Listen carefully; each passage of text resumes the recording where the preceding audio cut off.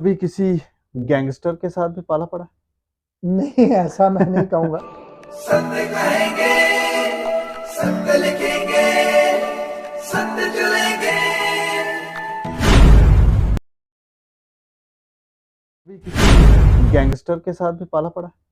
नहीं, ऐसा मैं नहीं कहूँगा। ये 16 किलोमीटर साइक्लिंग हो जाती है आना-जाना, 8 किलोमीटर। जी। तो ये थोड़ा-सा फ़र्क डालता है हेल्थ के लिए, बहुत ज़रूरी है कुछ एक्सरसाइज़ करना। अभी भी मैंने काम कर रहे हैं, ये भी रात को लेट ही जाते हैं?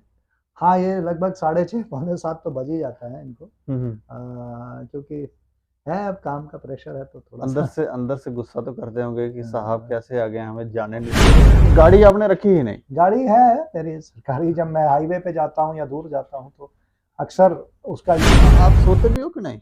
नहीं, बिल्कुल सोते हैं। नहीं, जिस तरह से आप काम कर रहे हैं तो नहीं, ये लग नहीं रहा। मैं 6 बजे नहीं आया हूँ, मैं आया हूँ पौने 8, साढ़े 8 पे हुँ, हुँ। आया हूँ सुधार करेंगे। जम्मू में तो मैं बहुत ही एक सकारात्मक सुधार देख रहा हूँ कि अब इस साल का अधिकतम अकाउंट टू का इनकम 77 लाख इसी माह पिछले माह में आया है। अच्छा। 77 लाख जो कि अब तक कभी नहीं आया था इस माह। दिवाली है, बहुत सी चीज़ें करते हैं, बहुत से लोगों के लिए फाइनेंशियल बेनिफिट देते हैं अपने वर्कर्स को, वो सब दीजिए।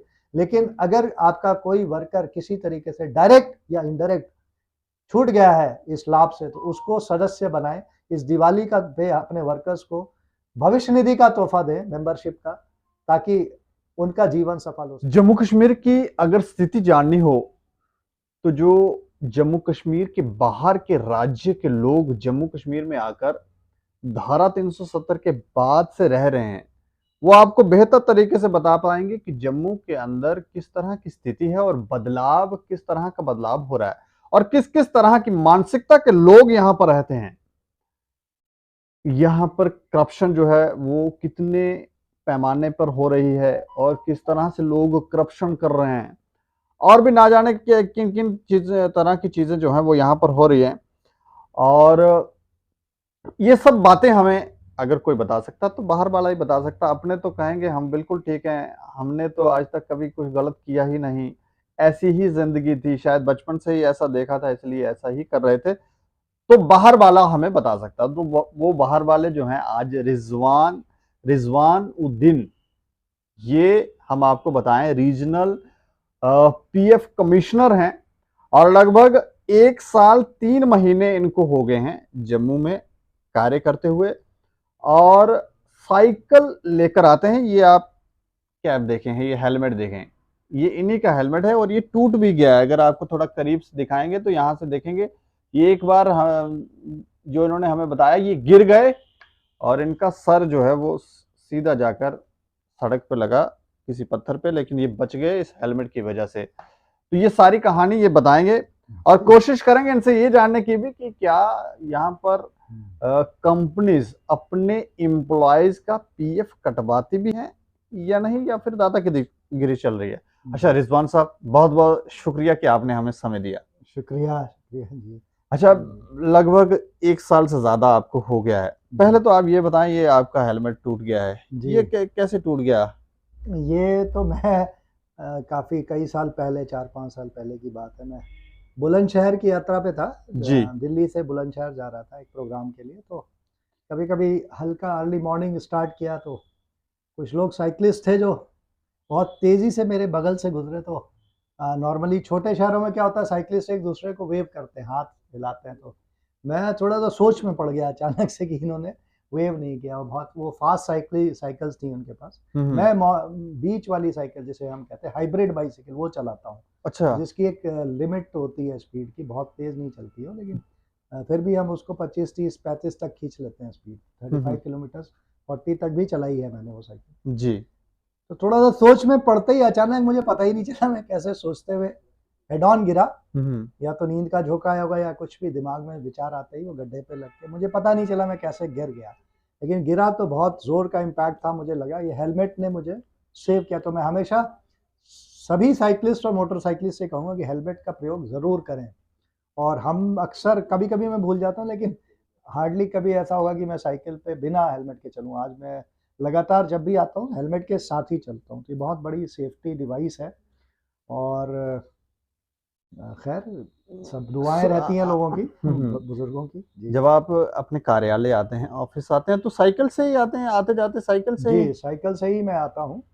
क्योंकि हेल्थ पे आपको पता है जिस तरीके का काम करते हैं हम, लेट सिटिंग है, अभी भी मैं बैठूंगा 8:30 बजे तक मुझे बैठना पड़ेगा, तो एक ही ऑप्शन बचता है कि आप जिम नहीं जा सकते हैं किसी भी तरीके से, हमारे पास वक्त ही नहीं होता है। तो ये 16 किलोमीटर साइकिलिंग हो जाती है आना जाना, 8 किलोमीटर। जी। तो ये थोड़ा सा फर्क डालता है हेल्थ के लिए, बहुत ज़रूरी है कुछ एक्सरसाइज करना। तो एक तो हेल्थ और पर्यावरण के लिए मेरा बहुत वो रहता है, और मैं आपके माध्यम से ज़रूर कहना चाहूँगा कि जो भी लोग पर्यावरण के लिए रिस्पॉन्सिबल हैं, बहुत सी बसें मैं देखता हूँ जम्मू में, हाईली पॉल्यूटेड बस और ट्रक, जम्मू कश्मीर में दोनों जगह ये बहुत सख्त ज़रूरत है कि ऐसे वाहनों को रोका जाए और उनको चालान भी किए जाए, क्योंकि बहुत ज़्यादा पॉल्यूशन यहाँ फैलाते हैं। बहुत सी गाड़ियाँ बिल्कुल इररिस्पॉन्सिबल तरीके से लोग गाड़ियाँ चलाते हैं। और यहाँ पे शायद इतनी दिल्ली में हो या चंडीगढ़ या ऐसे शहरों में आप देखेंगे ऐसे वाहनों का चलना मुमकिन नहीं होगा, लेकिन यहाँ चल रहे हैं। इसको रोकना बहुत ज़रूरी है, क्योंकि अगर स्वास्थ्य अच्छा नहीं, यूएसपी क्या है, जे&के का यूएसपी यहाँ की खूबसूरत वादियाँ हैं जी। और जो क्लाइमेट है जिसके लिए दूर दूर से टूरिस्ट आते हैं। तो हेल्थ और एनवायरनमेंट के लिए मैं चाहूँगा कि एक मुहिम आप लोग भी चलाएं, एक बड़ा प्रोग्राम किया जाए साइकिलिंग को लेके। अब बहुत सी साइकिलें मैंने देखा बड़ी भी हैं यहाँ पे, जी जी, इनिशिएटिव होते हैं, बिल्कुल तो लोग, बिल्कुल। क्योंकि ये पैसा तो बचाता ही, स्वास्थ्य पे इसका बहुत अच्छा असर पड़ता है। और सड़कों पे भी आप वाहन कम करेंगे तो आपको लोगों को लाइफ बहुत खूबसूरत हो जाएगी। गाड़ी आपने रखी ही नहीं? गाड़ी है मेरी सरकारी, जब मैं हाईवे पे जाता हूँ या दूर जाता हूँ तो अक्सर उसका यूज़ करता हूँ। जब दूर दूर यात्राएं होती हैं तो उसके लिए गाड़ी रहती है सरकारी, लेकिन अक्सर कार्यालय क्योंकि बहुत ज़्यादा दूर नहीं है तो साइकिल बेटर मुझे ऑप्शन लगता है। ये रात को कितने बजे आप कार्यालय से घर जाते हैं? मेरा नॉर्मली 8:30 कभी 9 भी बज जाता है, इतना तो रहता ही हूँ, क्योंकि यहाँ अभी भी मैं यहाँ पर? अभी हाँ जी, ग्रीवेंसेस मैं देखूंगा, बहुत से ऐसे काम होते हैं जो फॉलो अप होते हैं डेली के, तो वो मैं देखते हुए तभी जाता हूँ, ये क्योंकि पिछले 1 डेढ़ साल से आप ऐसे ही कर हाँ रहे हैं? यही मेरा रूटीन रहा है ऑलमोस्ट। 9 बजे? 9 बजे कभी कभी रुकना भी पड़ा है यहाँ घर कार्यालय वाले में। डांटते नहीं है कि आप घर यहाँ मेरी फैमिली दिल्ली में रहती है, अच्छा। तो क्योंकि और मैं वीकेंड्स पे घर जाता हूँ कभी कभी, तो इसलिए क्योंकि कार्यालय ही अब जम्मू कश्मीर और लद्दाख के लोगों की सेवा के लिए हमारी पूरी टीम यहाँ पे फ्लेक्सी आवर्स में काम करती है। शायद आपको ये जानकर खुशी ये होगी। भी अभी भी काम कर रहे हैं? ये भी रात को लेट ही जाते हैं? हाँ, ये लगभग 6:30 पौने 7 तो बज ही जाता है इनको, क्योंकि है अब काम का प्रेशर है तो थोड़ा अंदर से गुस्सा तो करते होंगे कि साहब कैसे आ गए, हमें जाने नहीं दे रहे। देखिए जीवन में सार्थकता होना बहुत ज़रूरी है। अगर ये वो काम करते हैं, खासकर मेरी जो पीए हैं या जो भी लोग हैं, अब इसमें प्रणव गुप्ता जी आज 5:59 पे यहाँ आ गए होंगे 6 बजे, और उसके बाद ये बीच में घर गए होंगे, खान रेस्ट करते हैं, फ्लेक्सी आवर्स में ये काम करते हैं। आप सोते भी हो कि नहीं? नहीं, बिल्कुल सोते हैं। नहीं, जिस तरह से आप काम कर रहे हैं तो लग नहीं रहा। मैं 6 बजे नहीं आया हूँ, मैं आया हूँ पौने 8 8:30 पे आया हूँ, लेकिन मैं कोशिश करता हूँ मैं भी 7 बजे आ जाऊँ ताकि टीम को एक प्रोत्साहन मिले। और फ्लेक्सी आवर्स जो कि स्मार्ट सिटी का एक बेसिक पिलर है, आने वाला वक्त, क्योंकि हमारा कंप्यूटर बेस्ड सिस्टम है, टोटल वर्क ऑनलाइन है ईपीएफओ का, तो जब कंप्यूटर पे पूरा इंडिया काम कर रहा होता है हमारा, सारे ऑफिस पूरे देश के, उस वक्त सिस्टम बहुत स्लो हो जाता है, मतलब तो स्पीड बहुत कम होती है। और सुबह में और रात में इस वक्त, अब जैसे अभी पूरा ऑफिस सब बंद हो गए होंगे, तो जो हमारी इवनिंग टीम है वो अपना बहुत स्पीड से क्लेम सेटल कर पा रही। तो एक तो क्लेम सेटलमेंट का उनको जो सेटिस्फेक्शन होता है कि काम बहुत तेज़ी से होता है, वो अपने हिसाब से घर जाके रेस्ट करके आराम से आते हैं और इस वक्त काम करते हैं और फिर शाम को वापस जाते हैं। तो एक और चीज़ मैं आपसे जानना चाह रहा हूँ। शुरुआत में मैंने कहा कि कोई बाहर का आदमी आएगा, बाहर के कोई राज्य के लोग जो जम्मू कश्मीर में आए, वो ज़्यादा बेहतर बता सकते हैं यहाँ पर जम्मू कश्मीर के लोग किस तरह से काम कर रहे हैं। तो किस तरह से काम कर रहे हैं? देते हैं पैसा या थोड़ा सरदर्दी करनी पड़ती है? देखिए, मैं बहुत फर्म मैसेज दूंगा सभी को, बहुत क्लियर है कि मैंने, ऐसा भी हुआ है कि एक कोई नियोक्ता है डिफॉल्ट में रहे, दादाजी के समय का पैसा है, पोतों से वसूला है। देहरादून में एक बहुत बड़े एम्प्लॉयर से मैंने वसूली की है पर्सनली, जो कि अपना एक काफ़ी प्रभावशाली भी रहे, तो आज इंसान बूढ़ा भी होता, तो डिपार्टमेंट का जो भी वसूलियाँ हैं वो कोई ना कोई कभी ना कभी आपसे वसूलेगा, अगर वर्कर का पैसा आपने लेके रखा हुआ। तो मैं ये गुजारिश करूंगा सभी से कि पीएफ रेगुलरली नियमित तौर पे समय से जमा करें, क्योंकि ये बहुत महत्वपूर्ण ये विधान है, विधि है, ये जो लॉ है बहुत बहुत इंपॉर्टेंट है। वर्कर का पैसा सैलरी से भी ऊपर माना जाता है। कई बार कोर्ट के बहुत से ऑर्डर्स होंगे, ये फर्स्ट प्रायोरिटी माना जाता है डेप्स में भी। ये सबसे क्यों? क्योंकि वर्कर की अगर कोई अचानक मृत्यु हो जाए, 1 माह के पैसे जमा करने पर, 1 दिन के कंट्रीब्यूशन पे हमने लोगों को पेंशन दी है। वर्कर्स को जो पेंशन मिलती है तो पूरे परिवार को एक सामाजिक सुरक्षा मिलती है। विधवा जीवन पर्यंत पेंशन पाती है, 2 बच्चे, प्रत्येक बच्चे को पेंशन है और 2 बच्चे एट अ टाइम पेंशन लेते हैं 25 साल की उम्र तक। तो ये जो सोशल सिक्योरिटी है ये बहुत महत्वपूर्ण है। अब यहाँ के जो नियोक्ताओं का हाल है तो थोड़ा सा इश्यूज हैं कंस्ट्रक्शन इंडस्ट्री में खासकर, वो हर जगह होते हैं। लेकिन हमने जब बातचीत की NHAI NHIDCL, मैं देख रहा हूँ वहाँ भी काफ़ी ठेकेदारों में गड़बड़ियाँ हैं। कुछ मैं डेटा भी लेके आया हूँ अपनी विजिट के दौरान, वर्कर से मैंने बात की, वो हम टेकअप करेंगे जी। कुछ लोगों से जहाँ जिनकी शिकायतें थी NHI के माध्यम से और डायरेक्ट प्रिंसिपल एम्प्लॉयर के माध्यम से, हमने अभी ऐसे कुछ लोकल ठेकेदार हैं जिनके 300-300 वर्कर का भी पैसा जमा करवाया, दूरभाष पे ही काम हुआ, लेटर भेजा, मेल भेजा, लगातार फॉलोअप किया और पैसा जमा हुआ। तो ये जो है प्रवृत्ति की पीएफ ना भरें, वो उनको सुधारना होगा। बाकी धीरे धीरे इम्प्रूवमेंट हो रहा है। और इस साल का कंपैरिजन करूं तो मैं पिछले साल से, तो एडमिनिस्ट्रेटिव अकाउंट हमारा एक होता है, अकाउंट नंबर 2 जी। जम्मू की इनकम अप्रैल टू सितंबर पिछले साल, जबकि उस वक्त भी हमारा बहुत फोकस था, जुलाई में मैं आ गया था, अप्रैल टू सितंबर 3,81,00,000 आया था पैसा। उसी पीरियड में अप्रैल टू सितंबर 2022 में 4,29,00,000 रुपए जमा हुआ, यानी 48 लाख की बढ़ोतरी केवल इन 6 महीनों में देखी गई है, जो कि लगभग परसेंटेज टर्म्स में देखें तो 12.6% होता है, जो एक सेटिस्फेक्शन के लिए का एक संदेश दे सकता है। हमारे लिए एक मैटर ऑफ सेटिस्फेक्शन यूं है क्योंकि हमारी कोई टीम फील्ड में जाके कोई इंस्पेक्शन नहीं करती है अभी, हम सिर्फ outreach programmes, communication, regular followup से हमने अचीव किया। तो एक बड़ा मैं उपलब्धि कहूँगा, एक ये है। दूसरी उपलब्धि हमारी ये है कि हमारे जो टीम है, हमारी सोशल सिक्योरिटी असिस्टेंट्स और बहुत से इन्फोर्समेंट अफसर भी इन्वॉल्व हैं उसमें, जो फ्लेक्सी आवर्स में काम कर रहे हैं जी। ये इन्होंने जो काम किया है, ये इनका खुद का एक इसको इनिशिएट हम लोगों ने किया, लेकिन बाद में ओनरशिप इन्होंने ली और लीड लिया है। तो ये एक बहुत बड़ा एक संतोषजनक, ये मतलब खुद को एक सेटिस्फेक्शन होता है कि हम एक टीम के मेंबर हैं या लीडर हैं, हम कह सकते हैं कि जो लोग सुबह आके और शाम को देर से काम कर लेते हैं और बीच में वो रिलैक्स कर लेते हैं और एज अ टीम काम करते हैं। राजभाषा के यहाँ कार्यक्रम हुए जिसका उम्मीद नहीं था कि हम कर पाएंगे, हमने सारे के सारे कार्यक्रम भी किए, काफी पारितोषिक मिले लोगों को, कई लोगों को 10-10 हजार रुपए इनाम भी मिले उसी टीम को, टू मोटिवेट द टीम। उनको ये हमने कहा कि टीम आगे बढ़े, काम करे सभी लोग। तो वो सब भी हम करते हैं, एक्टिविटीज भी करते हैं और आगे भी कुछ करेंगे, कुछ ना कुछ करते रहते, वेलफेयर से हम काम करेंगे टीम के लिए। बट ये जो काम कर रहे हैं, बड़ा काम कर रहे हैं, दे शुड फील, और वो फील प्राइड फील भी करते हैं। मैं चाहूंगा कि आपकी टीम आए, कभी इंडिपेंडेंटली हमारी टीम मेंबर से बात करें, व्हाट दे फील, इंडिपेंडेंटली बात करें। मेरे सामने आप अभी बात कर रहे हैं तो वो कुछ बोल नहीं पाएंगे, लेकिन आप अलग से उनसे बात करें, जो नीचे आपको देखें, बिहाइंड द सीन जो लोग बैठे हैं। मैं तो आपको फेस मैं दिखराऊंगा ऑर्गेनाइजेशन का, बट रियल वर्क वो लोग करते हैं। यहाँ मेरी पीए हैं कंचन जी, अभी भी बैठी हैं और कुछ अर्जेंट वर्क कर रहे हैं लोग एज ए टीम मेंबर जी। तो ये बहुत तत्परता से और बहुत इन्वॉल्व होकर लोगों की मदद करते हैं। कई बार मैं टाइम बचाने के लिए भी बोलता हूँ इनको कि सेव योर टाइम, क्योंकि टाइम एक बहुत इंपॉर्टेंट वो होता है, लेकिन they give full time to the visitor as a जो आता है, जो बाहर जाके बोलता है। आप पब्लिक ऑडिट जरूर करें इस ऑफिस का, तो कुछ कमियां जरूर मिलेंगी, बट अधिकतर लोग आपको पॉजिटिव सेंस में ही बात करेंगे। चाहे अब मैं वो जानना चाह रहा हूँ जो मैंने कहा कि किस तरह की प्रवृत्ति के लोग हैं जम्मू कश्मीर के, अच्छे हैं, बुरे हैं, करप्ट हैं, क्या क्या कर रहे हैं ये लोग?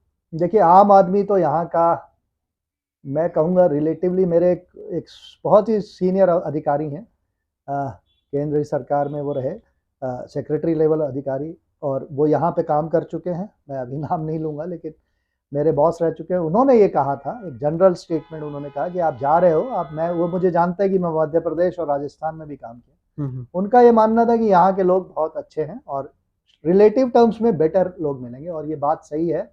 यहाँ पे काम करना इतना मुश्किल नहीं, यहाँ के लोग बहुत ज़्यादा बहुत अच्छे हैं, पॉजिटिव हैं, सुनते हैं बात को, बहुत सिंपल होते हैं, और इतने अच्छे लोग बहुत, मैं मसूरी हिल से हूँ, मैं कंपेयर करूँ तो वहाँ से भी अच्छे लोग मुझे मिले यहाँ पे, तो मैं इस बारे में तो कोई वही नहीं है, लोग बहुत अच्छे हैं, आम आदमी बहुत अच्छा है यहाँ का, और इसीलिए हमें मन करता है कि हम बहुत मेहनत करें, लोगों की हेल्प करें। तो आम आदमी यहाँ का बहुत अच्छा है। मे भी कुछ लोग ऐसे हों जो पैसे के पीछे भाग रहे हों, हो सकता है उनकी सोच अलग हो, लेकिन जनरली लोग बहुत कोऑपरेटिव हैं, कोई यहाँ इश्यूज नहीं आया 1.25 साल तक। और जो कंपनी के ओनर्स हैं, कंपनी के ओनर्स से बहुत ज़्यादा मेरा अभी इंटरेक्शन उस तरीके से नहीं हुआ है। कुछ कुछ इस्टेब्लिशमेंट्स में ज़रूर जहाँ डिफ़ॉल्ट होता है, जहाँ इश्यूज होता है, कुछ कुछ इंडस्ट्री एसोसिएशंस में बहुत ज़्यादा इंटरेक्शन में अभी नहीं हो पाया। कुछ जगह जैसे कश्मीर में ओनर्स का एक अलग व्यू है, उनको समझाना, लद्दाख में एक अलग व्यू है, यहाँ पे थोड़ा सा अलग है, डिफरेंट है। तो उन लोगों को ये बात ज़रूर समझनी चाहिए कि हम यहाँ मेहनत कर रहे हैं और आगे भी करते रहेंगे। तो वो लोग भी जैसे आम जनता होती है, ओनर्स भी पॉजिटिव ही हैं। कहीं कहीं कंप्लायंसेस को लेके कम्युनिकेशन का कुछ इशू होगा तो हम उनके साथ बात करेंगे, क्योंकि मैंने कश्मीर की कुछ एसोसिएशंस को देखा कि वहाँ पे शायद हमारे प्रेजेंस उतना ज़्यादा नहीं है, या वो लोग कभी कभी स्लाइटली मुझे लगा कि अवॉइड करना चाहते हैं इन चीज़ों को, तो उसको भी हम अपने तरीके से काम करेंगे, लेकिन सुधार करेंगे। जम्मू में तो मैं बहुत ही सकारात्मक सुधार देख रहा हूँ कि अब इस साल का अधिकतम अकाउंट टू का इनकम 77 लाख इसी माह, पिछले माह में आया है। अच्छा, 77 लाख, जो कि अब तक कभी नहीं आया था इस साल में, 73 लाख मैक्सिमम था। तो 4 लाख की बढ़ोतरी तो हमने कर ली है इस साल, तो ये एक पॉजिटिव सिंबल है। कभी कभी किसी गैंगस्टर के साथ भी पाला पड़ा? नहीं, ऐसा मैं नहीं कहूँगा। पाला नहीं पड़ा है, इनडायरेक्टली, डायरेक्टली तो किसी से नहीं, इनडायरेक्टली लोगों के बारे में सुनते रहते हैं, तो हम। कोई फोन कॉल आया कभी की? ना कभी कोई फोन कॉल ऐसा नहीं, इनडायरेक्टली कभी, वैसे एक आध बार रात को मेरे सेल फोन पे ऐसे ही किसी ने शरारत की, उस तरह के फोन कॉल आते हैं, तो कोई डरने वाली बात नहीं, तो रख देते हैं। कोई मतलब मेजर कोई कॉल कहीं से नहीं आया, ना ही करेंगे लोग, क्योंकि मैं, जब आपको कुछ खोने का डर ना हो और कुछ पाने की इच्छा ना हो तो आप फिर अनस्टॉपेबल हो जाते हो। अगर जिंदगी में हम लोग बहुत ज़्यादा सोचते नहीं हैं। मेरी एक बेटी है, उसको मैंने इंडिपेंडेंट बना दिया है कि she will work on her own, तो बाकी मेरे पास पेंशन गवर्नमेंट की होती है, तो कोई बहुत ज़्यादा परेशान होने वाली कोई बात नहीं है, क्योंकि लाइफ में अगर आप जिन लोगों के लिए नौकरी कर रहे हैं, हमारा कर्मचारी भविष्य निधि संगठन है जिसका प्रतिनिधित्व मैं आपके सामने कर रहा हूँ। अगर मैं कर्मचारियों को कुछ नहीं दे सकता हूँ तो मेरा यहाँ पे होने का कोई मतलब नहीं है। तो हम एज अ टीम, हमारे उच्च अधिकारी काफ़ी सपोर्टिव हैं। हमारी केंद्रीय भविष्य निधि आयुक्त मैडम ने हमें एक सलाह दी कि आप डीसी के साथ काम करिए जाके जी। और मैं बताऊं आपको, पुंछ हो, चाहे शोपियां हो, चाहे किश्तवाड़ हो, कुपवाड़ा, बडगाम, कारगिल, लेह, इन सारे ज़िलों में, और बारामूला के भी कुछ अधिकारियों की हेल्प लेके बारामूला में भी हमने काम किया। अनंतनाग के डीसी ने हमको सहयोग किया। एक फ़ोन कॉल पे अधिकारी हमको पूरा सिस्टम सपोर्ट सब कुछ देते हैं। तो इतने अच्छे अधिकारी हैं यहाँ पे जी। मैं तो खासकर शोपियां में जो डीसी साहब हैं, वो एक फ़ोन उनको गया था, और बहुत यंग अफसर हैं, वो उत्तर प्रदेश से ही हैं, प्रतापगढ़ से। जी। सचिन वैश, मैं उनका नाम इसलिए ले रहा हूँ कि एज अ ह्यूमन बीइंग उनका कार्यशैली मुझे कुछ अपने कार्य से, जैसे मैं काम करता हूँ उस तरीके से करते हैं। बाकी भी सारे अधिकारी बहुत कोऑपरेटिव हैं। जहाँ जहाँ मैं गया अधिकारियों ने बहुत सहयोग किया, उनकी टीम्स ने बहुत सहयोग किया, और पीएफ के बारे में प्रचार करने में बहुत मदद हमारी की सभी डीसीज ने। तो मैं पूरे भी जितने भी डिस्ट्रिक्ट एडमिनिस्ट्रेशन का मैं नाम ले रहा हूँ, मैं उनका तहे दिल से शुक्रगुजार हूँ। मेरी अपनी टीम का जो अच्छा काम कर रही है। यहाँ पे थोड़ा इनको लगता होगा कि मैं सख्त होऊंगा, हो सकता है मेरी बातें बहुत कड़वी लगती हैं, लेकिन ठीक है, हम एक कॉज के लिए काम करें। ओवरऑल अगर पब्लिक खुश है तो मैं चाहूँगा कि एक पब्लिक ऑडिट ज़रूर कराएं, और ईपीएफओ एक ब्रांड बन के उभरे यहाँ से, क्योंकि शायद पहले कुछ लोगों को परेशानियों का सामना करना पड़ा रहा होगा। ईपीएफओ के आने से पहले लोगों को कुछ गैप भी रहा, कुछ उनके अलग अनुभव मैं सुनता हूँ, जो मैं बहुत ज़्यादा नहीं बोलना चाहूँगा, लेकिन कुछ अनुभव उनके अलग तरीके के रहे होंगे। आज थोड़ा सा फिजा बदली है। लोगों के काम हो रहे हैं, कुछ डिले होते हैं तो मैं खुद मॉनिटर करता हूँ। और कभी भी किसी को कोई परेशानी हो तो वो डायरेक्टली अप्रोच कर सकते हैं। फ़ोन नंबर है हमारा 6006567049। इस पे मैं रिपीट करूँगा 6006567049। इस पे आप व्हाट्सएप करें अपनी प्रॉब्लम को, उसे हम सुन के और रिस्पॉन्ड करेंगे, रिज़ॉल्व करेंगे चीज़ों को। तो आपका सबका यहाँ स्वागत है और बहुत-बहुत शुक्रिया स्टेट समाचार। मैं एक जी। और चीज़ अभी आपसे जानना चाह रहा हूँ जी। कि कुछ ऐसी कंपनीज़ आपको लगती हैं जहाँ पर जो अपने एम्प्लॉइज़ का पीएफ नहीं कटवाती? हाँ, कुछ हैं कंस्ट्रक्शन सेक्टर में, कुछ जो कि डायरेक्टली तो भरते हैं लोग, सब कॉन्ट्रैक्टर नहीं भरते हैं। ऐसे कुछ हमारे निगाह में हैं कुछ एस्टेब्लिशमेंट जिनको हम प्रिंसिपल एम्प्लॉयर से बहुत सख्ती से पेश आएँगे। आज भी एक बड़ी कंपनी जो रिंग रोड का काम कर रही है जी। कश्मीर में, उनके ओनर्स को मैंने समझाया इस बात को कि भाई इसको सुधारें। और अदरवाइज़ मैं कल या परसों वहाँ के जो नगर निगम के जो आयुक्त हैं, उनसे पर्सनली बात भी करूँगा, मीटिंग भी करूँगा और पत्र भी प्रेषित करूँगा ताकि ऐसे लोगों को, जो लोग छूट गए हैं अगर किसी वजह से, तो आगे बढ़ाएँ, वो आगे बढ़ के उनको पीएफ में जोड़ें। तो ये चीज़ हम लगातार कुछ ना कुछ करते रहेंगे। हमारी एनएचपीसी ने, एनएचआईडीसीएल ने भी हेल्प की है और चिनाब वैली पावर प्रोजेक्ट्स के अधिकारियों को भी मैंने इन्वॉल्व किया, उन्होंने काम किया। इरकॉन और कोंकण रेलवे के अधिकारी जो रियासी में काम कर रहे हैं, नरसिम्हन जी, उन्होंने बहुत सहयोग किया और मेंबरशिप बढ़ाई है। शायद इसी का परिणाम है कि अकाउंट टू की इनकम हमारी पिछले माह में बहुत अच्छी रही। सितंबर में 77 लाख तक जम्मू का ये फिगर पहुंचा। मैं एक पत्रकार हूँ जी। और ये जानना चाह रहा हूँ कि हमारे पत्रकार भी भरते हैं पीएफ नहीं? यहाँ भी इशू हो सकते हैं, तो आप लोगों से कम्युनिकेट करके कई लोगों का तो भरा जाता है, कईयों के हमने अभी सुधारे भी हैं, रिकॉर्ड्स भी ठीक किए हैं। और जो लोग नहीं सुधर रहे उनके लिए आप हमें लिस्ट दें, जहाँ भी आप एविडेंस देंगे हम अच्छी कोई बेझिझक बेरोक-टोक कार्रवाई करेंगे, कोई भी हो, उसमें कोई इशू नहीं रहेगा। एक अंतिम मैं सवाल आज भी वार्ता में बिलीव करता हूँ, मेरे ख्याल से एक बार मैं बात कर लूँगा तो ज़रूर भरेंगे। एक अंतिम सवाल ये, कोई स्कीम वगैरह यहाँ पर? स्कीम इन द सेंस किस तरह की स्कीम आपसे? मतलब कोई एम्प्लॉइज़ के लिए कोई? एम्प्लॉइज़ के लिए देखिए हमारी 3 स्कीम है रेगुलरली जो मिलते हैं, जो बेनिफिट मिलते हैं। आपको इंश्योरेंस स्कीम है, पेंशन स्कीम है और प्रोविडेंट फंड है, तीनों का बेनिफिट है। इंश्योरेंस में आप 1 साल तक अगर पीएफ में पैसा जमा कर लेंगे तो मिनिमम 2.5 लाख का इंश्योरेंस आपके नॉमिनी को मिलना है, फैमिली को, फैमिली मेंबर को। और अगर आपका लगातार कंट्रीब्यूशन बढ़ता जाता है तो अधिकतम राशि जो है इसकी 7 लाख तक है, जो कि पीएफ के खाते में बैलेंस पर डिपेंड करती है। इसीलिए इसको employees deposit linked insurance scheme कहते हैं। और पेंशन स्कीम में यह है कि एक दिन भी अगर कंट्रीब्यूशन आया और अगर सदस्य की मृत्यु हो जाती है तो जीवन पर्यंत, जैसे कि बनिहाल में, रामबन में जो टनल एक्सीडेंट हुआ, उसमें दोनों सदस्य, दोनों ही फैमिलीज को पेंशन है, विधवाओं को पेंशन है दोनों, और 3-3 बच्चे हैं परिवार में तो तीनों बच्चों को पेंशन मिलेगी। तो ये एक मैं आपको जनरल स्कीम बता रहा था। कुछ संदेश अंत में आप देना चाहते हैं हमारे लोगों को? मैं सभी कर्मचारियों से चाहूँगा कि वो अपना केवाईसी दुरुस्त कर लें, पूरा कर लें, और क्योंकि उनको जो भी ऑनलाइन बेनिफिट लेने हैं वो केवाईसी होने से ही पूरा होने पे होगा। आधार अपना लिंक करा लें यूएन से, यूएन एक्टिवेट करा लें, बैंक अकाउंट अपना फीड कर लें, अब आपका पैन नंबर डाल दिए, मोबाइल नंबर अपडेट कर रहे हैं, फादर्स नेम कुछ लोगों के मिसिंग है, उसके लिए जॉइंट डिक्लेरेशन हमारे पास सबमिट करें।